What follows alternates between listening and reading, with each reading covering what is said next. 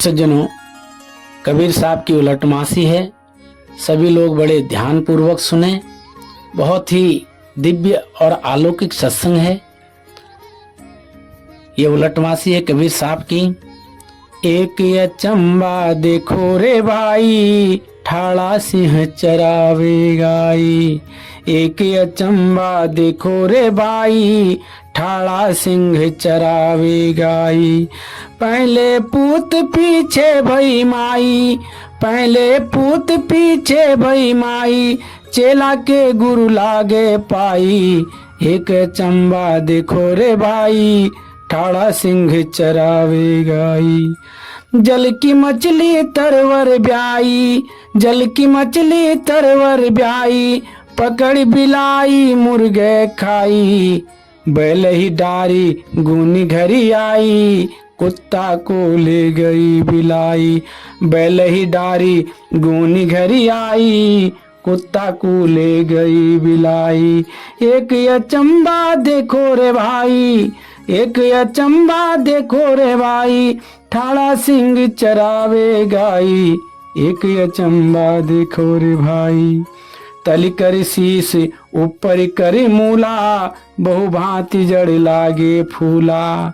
तली कर शीश ऊपर कर मूला, बहु भांति जड़ लागे फूला। कहें कबीरिया पद को बूझे, कहें कबीरिया पद को बूझे, ताको तीनों त्रिभुवन सूझे। एक अचंबा देखो रे भाई, ठाड़ा सिंह चरावे गाई। पहले पूत पीछे भई माई, पहले पूत पीछे भई माई, चेला के गुरु लागे पाई।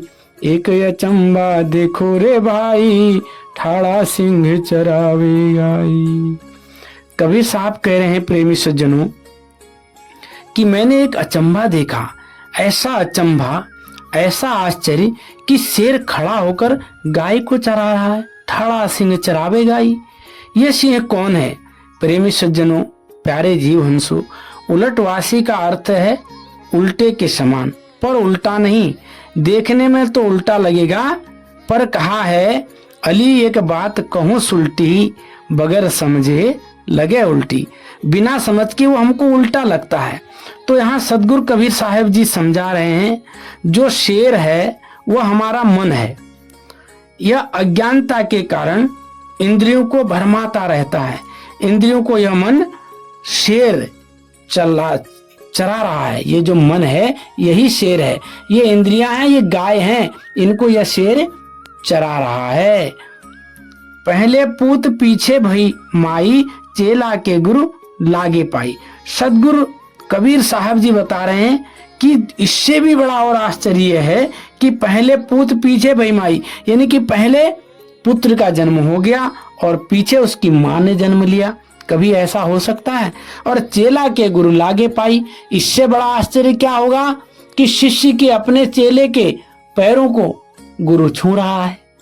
तो सदगुरु कबीर साहब जी बता रहे हैं कि क्या बड़ा आश्चर्य बता रहे हैं कि पहले बेटा जन्म लेता है, उसके पीछे उसकी मां जन्म ले रही है। तो साहब जी बता रहे हैं कि गुरु अपने शिष्य के पैर भी छू रहा है। तो प्रेमी सज्जनों, हमें समझना है पुत्र कौन है। पुत्र ये हमारा मनुष्य का जन्म है। ये मनुष्य का जो जन्म है ये पुत्र है, यह मनुष्य देह है। पहले इस संसार में शरीर धारण कर करके हम आते हैं। यह मनुष्य आता है, यह शरीर रूपी चोला धारण करता है।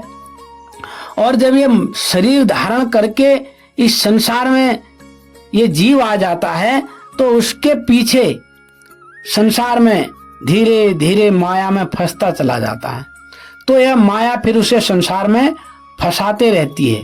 यही माया ही माँ बनी बैठी है।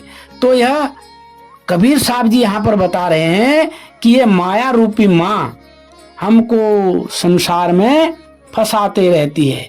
और ये शरीर पहले आ जाता है, इस शरीर में माया बाद में लगती है। यही क्या है? पहले पूत पीछे भई माई। तो पहले पुत्र का जन्म होता, पहले इस शरीर का जन्म होता, उसके बाद इस शरीर में माया हमको घेर लेती है।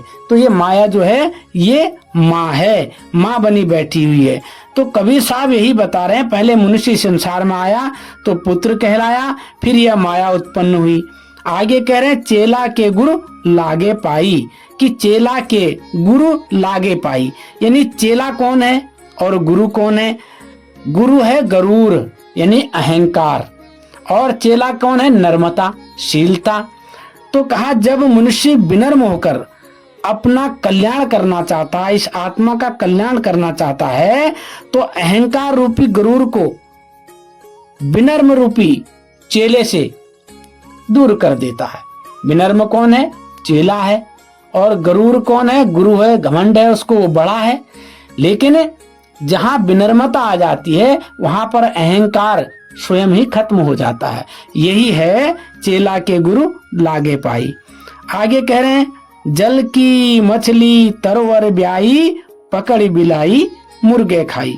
तो सदगुरु कबीर साहब जी बता रहे हैं जल की मछली तरवर ब्याई, पकड़ी बिलाई मुर्गे खाई, कि एक और आश्चर्य है, एक और बड़ा क्या आश्चर्य है कि जल में पानी में रहने वाली जो मछली है वो पेड़ पर चढ़कर ब्याह गई है, अर्थात बच्चे दे रही है। तो कैसे ये संभव है, कहा पकड़ बिलाई मुर्गे खाई। इससे बड़ा और आश्चर्य क्या होगा कि मुर्गे ने बिल्ली को पकड़ लिया है और खा रहा है। तो ये समझने की बात है प्रेमी सज्जनों, कितनी विचित्र बात है। क्या कभी मुर्गा बिल्ली को खा सकता है? तो ये मुर्गा क्या है प्रेमी सज्जनों, और ये जल क्या है, ये मछली क्या है, ये हमें समझना है। तो ये जो जल है ये संसार की विषय वासनाएं हैं, और जो मछली है वो क्या है, ये मन है। जल क्या है, ये संसार के जितने भी विषय वासनाएं हैं ये जल है, और मछली कौन है, ये मन है। यह मन जब विषय वासनाओं से अलग होकर, इस जल रूपी विषय वासनाओं से अलग होकर गुरु के पास जाता है। गुरु क्या है, ऊंची पदवी है, ऊंचा पेड़ है। तो गुरु ज्ञान रूपी पेड़ पर जा बैठता है। क्या करता है ये मन रूपी मछली, जब विषय वासना रूपी जल से अलग हो जाता है, छोड़ देता है, उसे ज्ञान की प्राप्ति होती है, तो गुरु रूपी पेड़ पर बैठकर वो ज्ञान प्राप्त करता है, ज्ञान लेने लगता है। जब ज्ञान होने लगता है तो उस पेड़ पर बैठे बैठे सत्य ज्ञान का, सत्य स्वरूप का, सत्य नाम का क्या करता है, ज्ञान करता है, उससे वो ज्ञान प्रकट होने लगते हैं। तो यही बच्चे देने हैं कहा। जब ये मन ज्ञान प्राप्त करता है, गुरु के चरणों में आ जाता है, गुरु रूपी पेड़ पर बैठ जाता है, तो फिर इससे विकार उत्पन्न नहीं होते, बल्कि इससे क्या उत्पन्न होते हैं, सत्य भावना, सत्य शब्द, सत्य ज्ञान, तो ये पैदा होने लगता है। तो यही है बयाना। तो कहा कि मुर्गा जो है वो ज्ञान है, और मुर्गा क्या है, ज्ञान है, और बिल्ली जो है वो हमारी इच्छा है, इच्छा कह लो या तृष्णा कह लो। तो मुर्गा जो है वो ज्ञान है और बिल्ली जो है वो हमारी इच्छा। जब हमें ज्ञान हो जाता है, जब ज्ञान रूपी मुर्गा सत्य की टेर लगाने लगता है, जब वो सत्य बोलने लगता है, तो इच्छा या तृष्णा रूपी बिल्ली का नाश हो जाता है। तो इसीलिए कहा कि मुर्गा जो है बिल्ली को खा रहा है। तो भाव यही है कि मुर्गे ने बिल्ली को खा लिया। आगे कह रहे हैं बैल ही डारी गूनी घरे आई, कुत्ते को ले गई बिलाई। प्रेमी भक्त सज्जनों, बड़े विचार करने की बात है, समझ लेने की बात है।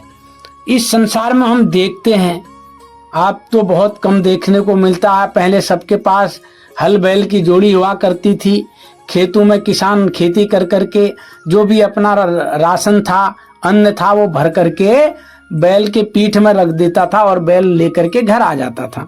तो बैल ही डारी गूनी घर आई। अब क्या कहा, बैल को डाल करके गूनी घर आ गई है, यानी कि भरी हुई बोरी बैल को लाद करके अपने घर ला रही है।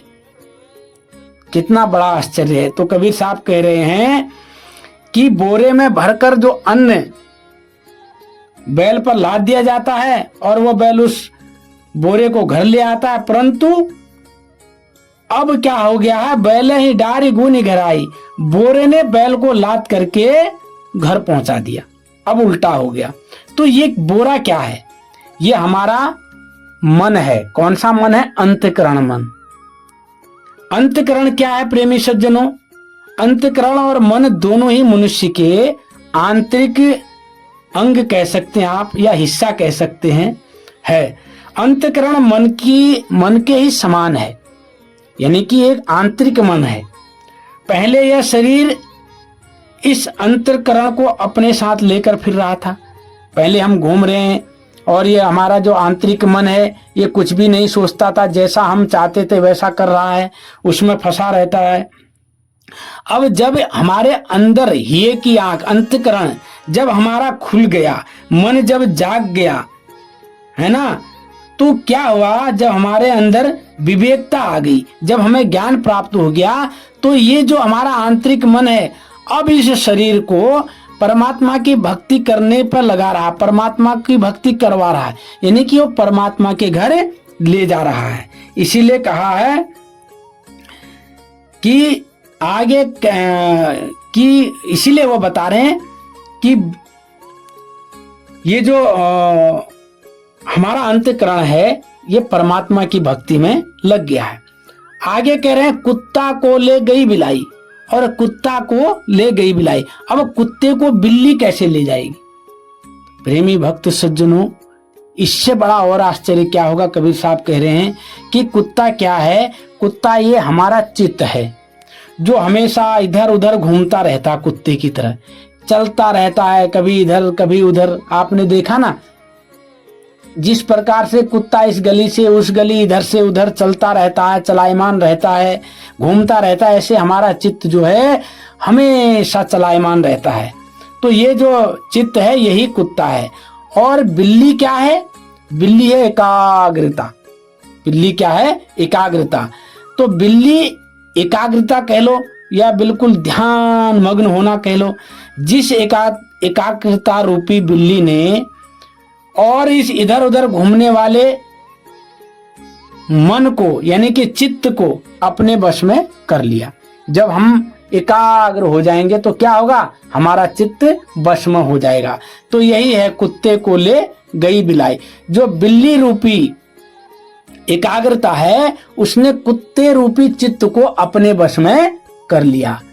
तो यही है कुत्ते को ले गई बिलाई।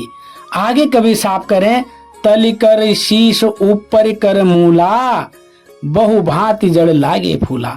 तली कर शीश, तली मतलब नीचे को सिर और ऊपर उसका जड़ है।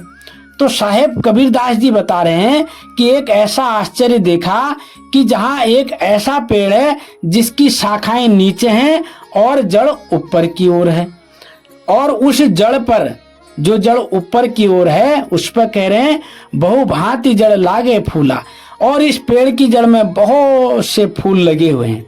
तो प्रेमी सज्जनों, जो सिर है, जो जिसके लिए कहा तली कर शीश ऊपर कर मूला, जो जिसका नीचे को सिर है वो क्या है? तो ये बात बड़े समझ लेने की है। यह शरीर ही एक ऐसा पेड़ है और इसमें जो इंद्रिय हैं वो शाखाएं हैं जो नीचे की ओर जाती हैं। ये जो शरीर है यही एक ऐसा पेड़ है। ये जो शरीर है ये एक ऐसा पेड़ है। और कहा इसमें जितनी भी इंद्रियां हैं वो नीचे की ओर जाती हैं, और ये जो नीचे की ओर जाती हैं यही शाखाएं हैं। और जो जड़ है ऊपर की ओर वो ये हमारा मस्तिष्क है, ये हमारा दिमाग है, ये जड़ है ऊपर की ओर।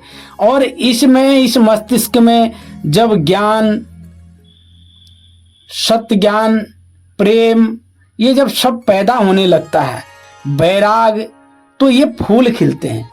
ज्ञान, विज्ञान, वैराग, सत्य के इसके अंदर जब ये भाव पैदा होने लगता है तो इसी को कहा, इसी ये फूल खिलना, बहु भांति जड़ लागे फूला, यानी हमारे मस्तिष्क में अनेक प्रकार के फल फूल खिलने लगते हैं। और हमारा मस्तिष्क, हमारा दिमाग हमेशा फूल फलों से लदा रहता है। तो प्रेमी सज्जनों, एक जगह कबीर साहब ने ऐसे ही लिखा है अक्षय वृक्ष एक पुरुष है, निरंजन वा की डार, और तिरदे वा शाखा भय पात भया संसार। वहां पर भी कबीर साहब ने एक पेड़ का वर्णन किया है। क्या वर्णन किया है कि एक ऐसा पुरुष रूपी वृक्ष है जिसका कभी नाश नहीं होता, और निरंजन वा की डार, और निरंजन क्या है, उसकी डाल है, और त्रिदेवा शाखा भय पात भया संसार। त्रिदेवा ब्रह्मा विष्णु महेश, ये क्या है, शाखाएं निकली हैं उस पेड़ की, और पात भया संसार, पत्ते ये संसार हैं। हम और आप जितने भी संसार में जीव हैं ये पत्ते हैं। लेकिन यहाँ पर भेद को समझना पड़ेगा। यहाँ पर कबीर साहब कह रहे हैं कि तली कर शीशा ऊपर कर मूला, बहुभांति जड़ लागे फूला। यहाँ पर कबीर साहब का इस शरीर को लेकर के समझाने का विषय है कि ये जो शरीर है ये एक ऐसा पेड़ है, ये एक ऐसा पेड़ है जिसमें इंद्रियां जो हैं वो शाखाएं हैं जो नीचे की ओर जाती हैं, और जो जड़ है वो ऊपर की ओर है। तो ये जो जड़ है वो क्या है, हमारा मस्तिष्क है, हमारा दिमाग है, और इसमें नाना प्रकार के ज्ञान विज्ञान सत्य असत्य जितने भी इसमें पैदा हो रहे हैं ये फूल फलों से ये लद रहा है। जब हम अच्छे संतों की शरण में जाते हैं तो इसमें क्या होंगे, ज्ञान सत्य के ही फूल और फल लगेंगे। तो बात बड़े समझ लेने की है प्रेमी सज्जनों। तो यहाँ पर आगे कबीर साहब कह रहे हैं, कहें कबीर या पद को बूझे, ताको तीनों त्रिभुवन बूझे। तो कबीर साहब कह रहे हैं कि कहें कबीर या पद को बूझे, जो इस पद को समझ जाएगा, जो इस उलटवासी को समझ जाएगा, उसको फिर कुछ जानना शेष नहीं है। वह ताको तीनों त्रिभुवन बूझे, बूझे बूझे मतलब जान लेना। वह व्यक्ति तीनों लोकों के बारे में जान लेगा, सत्य सत्य के बारे में जान लेगा, आत्मा परमात्मा के बारे में जान लेगा। जो इस पद का, जो या पद को बूझे, जो इस पद को समझ पाएगा, फिर उसको कुछ जानना शेष नहीं रहेगा। इसलिए प्रेमी सज्जनों, बात है अटपटी, लेकिन अटपटी नहीं है। बस हमको विवेक से समझना है, बुद्धि से सोचना है, तब जाकर के हम इनके सही अर्थों को निकाल पाएंगे। तो कबीर साहब ने अपने उलटवासी में इस प्रकार से हमको समझाया। तो प्रेमी सज्जनों, इसे हमें अपने जीवन में धारण करना है कि शेर क्या है, बिल्ली क्या है, कुत्ता क्या है, कैसे करके हमको इसको वश में करना है, कैसे करके हमें वश में कर करके उस परमात्मा की भक्ति